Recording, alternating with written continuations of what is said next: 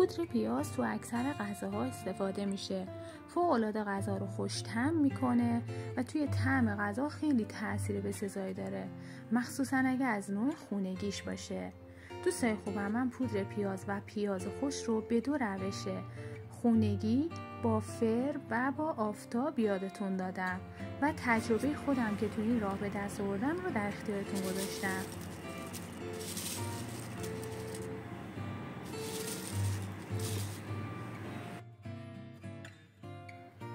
پیاز قرمز هم رنگش قشنگه و هم توی غذاها طعمش خوشمزه تره. من پیازا رو کاملا شستم، بعد از خشک شدن پوستشون رو کاملا میگیرم، سر و ته پیازا، و اگر قسمت خرابی داره حتما جدا کنید.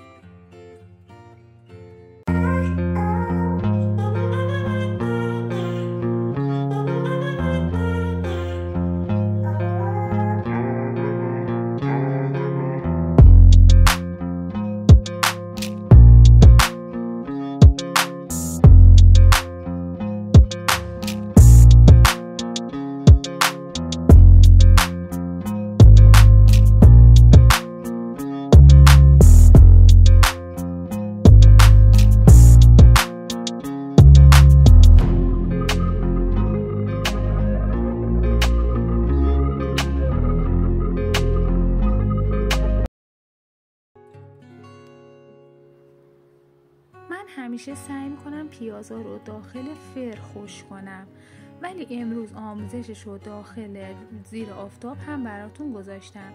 اگر توی آفتاب میذارید حتما روش رو یه توری چیزی بکشید، چون پیاز خیلی سریع میکروب جذب خودش میکنه.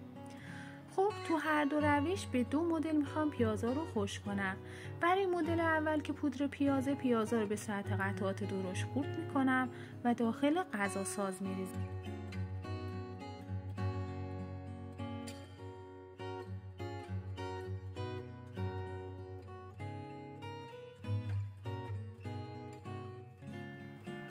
هر یه ردیف پیازی که خورد کردیم ریختیم، 1 قاشق غذاخوری نمک هم میریزیم. نمک برای اینه که پودر پیاز ما هم خوش‌طعم میشه و هم باعث میشه چون خیلی قرار آسیاب بشه نگنده. دوستان اگر غذا ساز دم دست نداشتیم، پیازو باید رنده ریز کنید. خب بعد از این که پیازا ریختم کاملا میذارم پیاز من پوره بشه.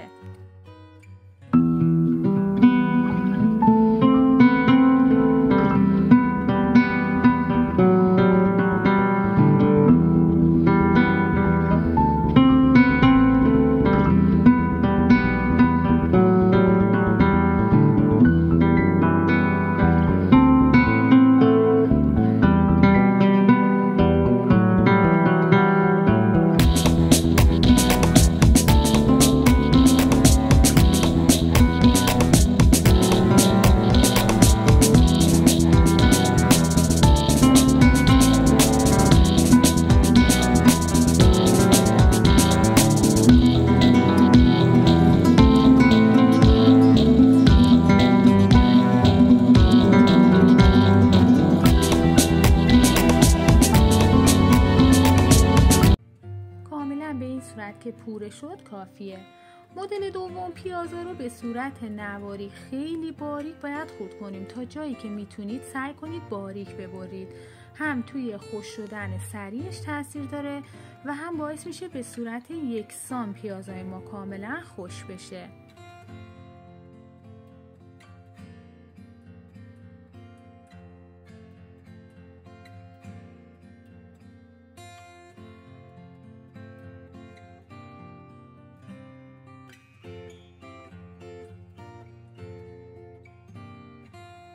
بعد از برش پیازا رو از همدیگه همه رو جدا کنیم و اگر تیکه‌ایش ضخیم بود مجددا با چاقو باید ببریم و کاملا پیازا همه یکسان و نازک باشن.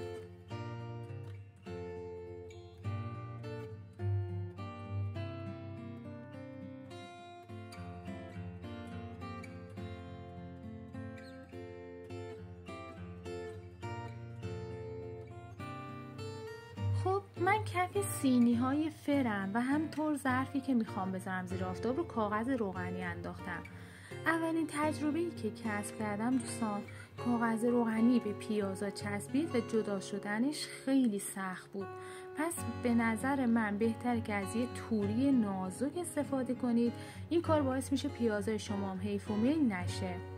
من یه ردیف به صورت خیلی نازک، رو هم نباید پیازا بیاد، پهن میکنم برای اینکه بذارم داخل فر و یکی هم برای زیر آفتاب.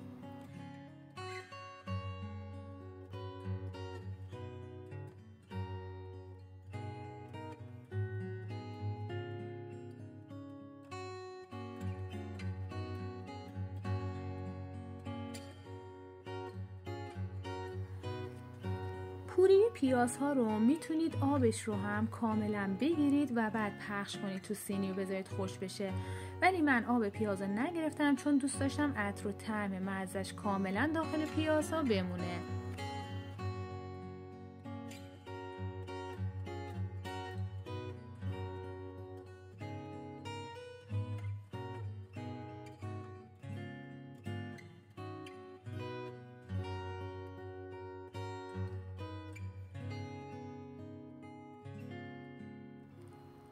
دمای فر باید کمترین دمای فرتون باشه، یعنی 100 درجه یا 90 درجه و یا حتی اگر داشتیش دمای فرتون 70 درجه بذارید.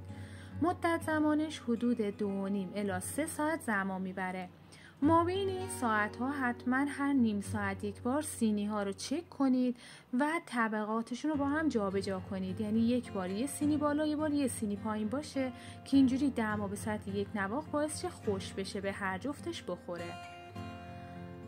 برای زیر آفتاب هم درست کردم. اینجا میبینید کاغذ روغنی انداختم، همونطور که خدمتتون عرض کردم کاغذ روغنی اولین بار بود تجربهش میکردم. به نظر من استفاده نشه خیلی بهتر، چون خیلی سخت بود موقع جدا شدن.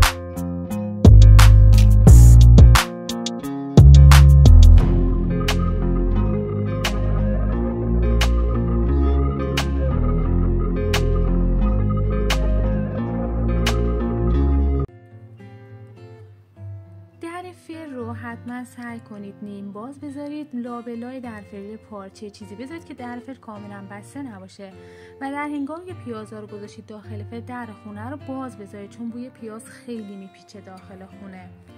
خب این داخل فر که خوش شده و یکی هم زیر نور آفتاب بعد از 3 روز برای من خوش شده. این دوستان کاملا ترد و عالی.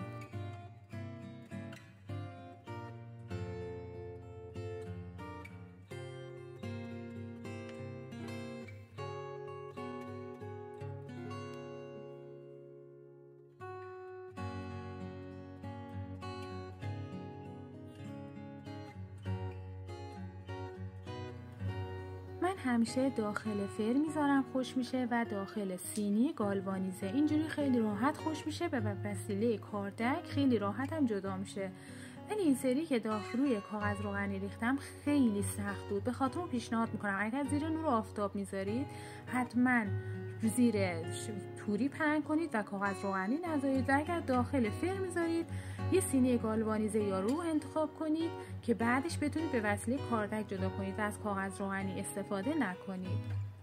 خب پودر پیازا همونجور که میبینید چه زیر آفتاب چه داخل فر رنگشون کاملا یکیه و هیچ فرقی با هم نداره و اینم از پیاز خشک فوق‌العاده با کیفیت.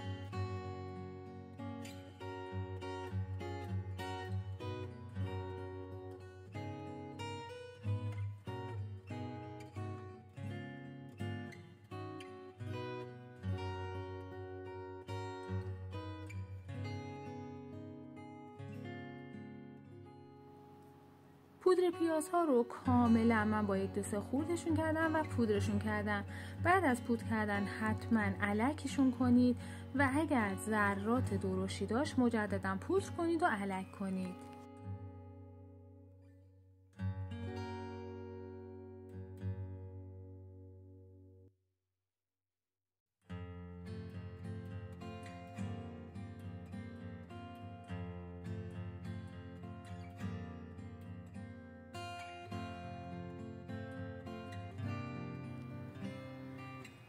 پیاز خشک تو اکثر غذاها بانوان محترم میتونن استفاده کنن.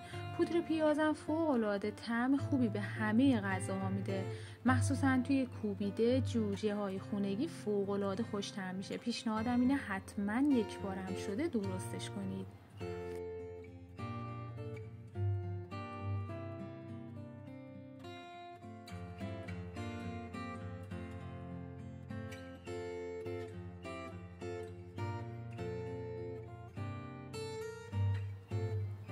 خیلی ممنون میشم شما که تا اینجای کلیپ همراه من بودید.